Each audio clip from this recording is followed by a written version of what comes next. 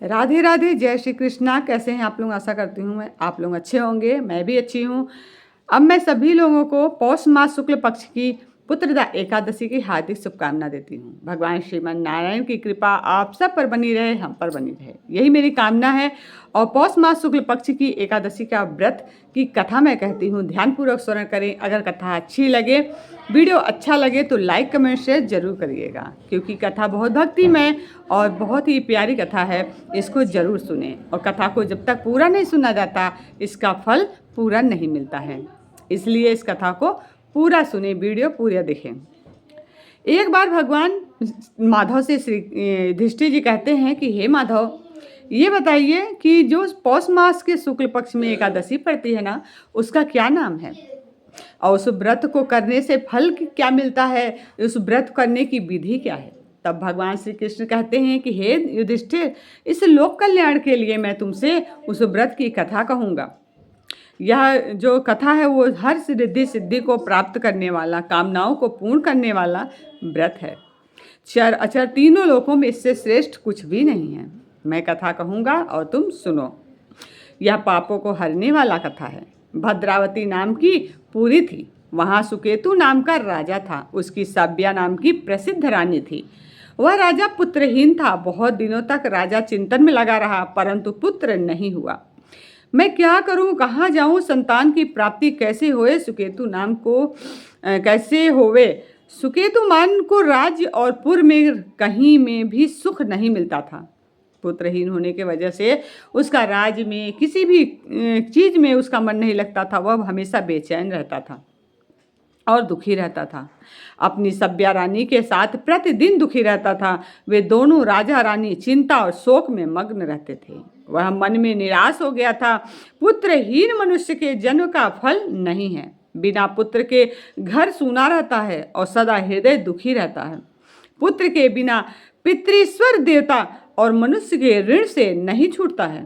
इसलिए मनुष्य को प्रयत्न करके पुत्र उत्पन्न करना चाहिए। जिनके घर में पुत्र हैं उनका इस लोक में यश होता है, पर लोक में अधोगति होती है। जिन पुण्यात्माओं को सैकड़ों जन्म का पुण्य होता है उनकी ही पुत्र और पौत्र होते हैं। पुण्य भगवान की भक्ति के बिना धन और विद्या नहीं मिलती है, यह मेरा सिद्धांत है। इस प्रकार राजा दिन रात चिंता में मगन रहता था और सुकेतु नाम ने आत्महत्या का विचार किया। राजा जब बहुत प्रयास किया और उसे पुत्र की प्राप्ति नहीं हुई, कोई संतान नहीं हुआ, तब वह बहुत दुखी हुआ। फिर उसने सोचा कि मैं जी कर क्या करूँगा। आत्महत्या करने का विचार कर लिया। उसने परलोक में दुर्गति समझकर वह विचार छोड़ दिया। मरने का इरादा तो किया, लेकिन फिर सोचा जो आत्महत्या करते हैं वो महापाप करते हैं, फिर तो मेरी बहुत दुर्गति होगी। परलोक में मुझे बहुत कष्ट सहना पड़ेगा। संतान के अभाव से अपने शरीर को दुर्बल देखकर, अपनी बुद्धि से अपना हित सोचकर घोड़े पर बैठकर राजा घोर वन में चला गया। पुरोहित आदि किसी को यह मालूम नहीं हुआ।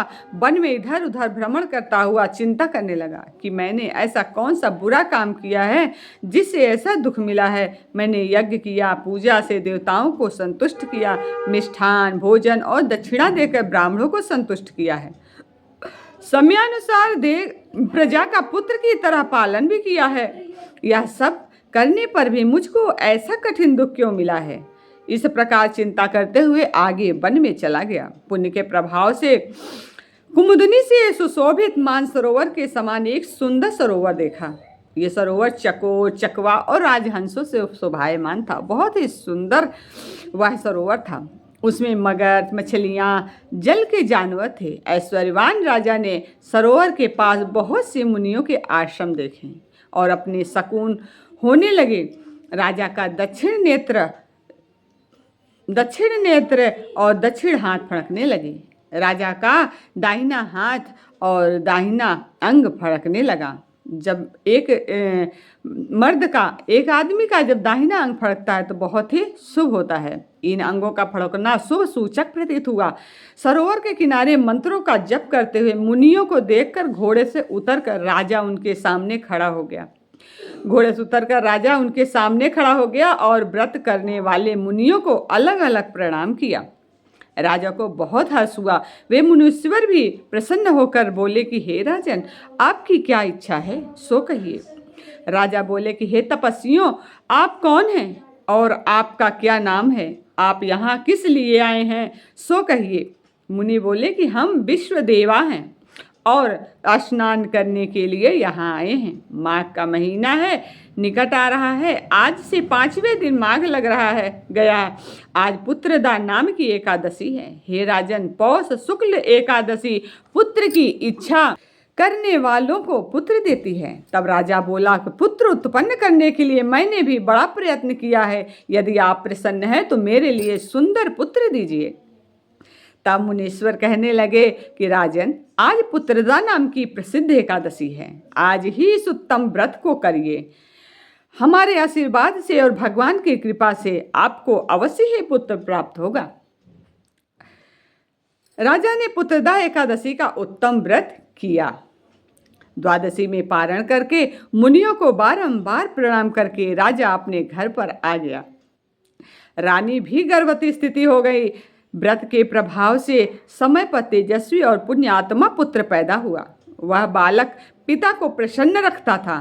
फिर वह गद्दी पर बैठकर प्रजा का पालन करने लगा। हे राजन, इसलिए पुत्रदा नाम का व्रत करना चाहिए। इस पुत्रदा के व्रत को जो मनुष्य करते हैं वे मनुष्य इस लोक में पुत्र को प्राप्त करके मरने पर स्वर्ग को जाते हैं। और इस दिन भगवान नारायण की पूजा की जाती है। इस दिन बछड़े की माँ गौ के दूध का सागर लिया जाता है। बोलिए एकादशी माता की जय। बोले जय श्रीमन्नारायण लक्ष्मी नारायण कृष्णाय वासुदेवाय हरे परमात्मने प्रणतः कलेश नाशाय गोविंदाय नमो नमः। कथा समाप्त हुई। अब मैं व्रत की विधि कहती हूँ। जिस दिन पुत्रदा एकादशी व्रत होता है उस दिन आपको ब्रह्म मुहूर्त में उठना चाहिए। सुबह उठकर नित्य कर्म करने के बाद स्नान करना चाहिए। स्नान के बाद भगवान की आराधना पूजा करनी चाहिए। भगवान नारायण की विग्रह, फोटो, चित्र जो भी हो नारायण भगवान का रख कर फूल, धूप, दीप, अक्षत, पीला चंदन इन सारी चीज़ों से भगवान की पूजा करनी चाहिए और भगवान नारायण को भोग लगाना चाहिए, आरती करनी चाहिए और भगवान से क्षमा प्रार्थना करनी चाहिए कि हे प्रभु, आपकी जो पूजन हमने किया है वो उसका ज्ञान तो हमको नहीं है। अगर आपकी पूजा में कुछ अधिक हो गया हो, कुछ कमी हो गया हो तो उसके लिए हमें क्षमा करें। इस तरह से क्षमा मांगते हुए भगवान का आशीर्वाद प्राप्त करें और दिन भर भगवान का ध्यान अपने मन में रखें, उनका स्मरण करते रहें, उनका जाप करते रहें। जय श्रीमन्नारायण श्रीमन्नारायण नारायण हरे हरे श्रीमन्नारायण नारायण हरे हरे।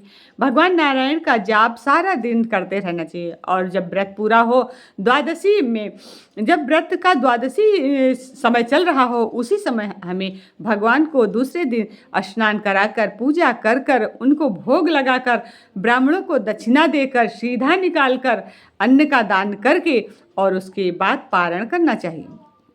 यह सारी चीज़ें पारण जो होता है द्वादशी में ही कर लेनी चाहिए, तभी व्रत का पूर्ण फल हमें प्राप्त होता है। इसी के साथ ये वीडियो समाप्त करते हैं। आप लोगों को वीडियो पसंद आए तो लाइक कमेंट शेयर जरूर करिएगा। जय श्रीमन्नारायण। राधे राधे।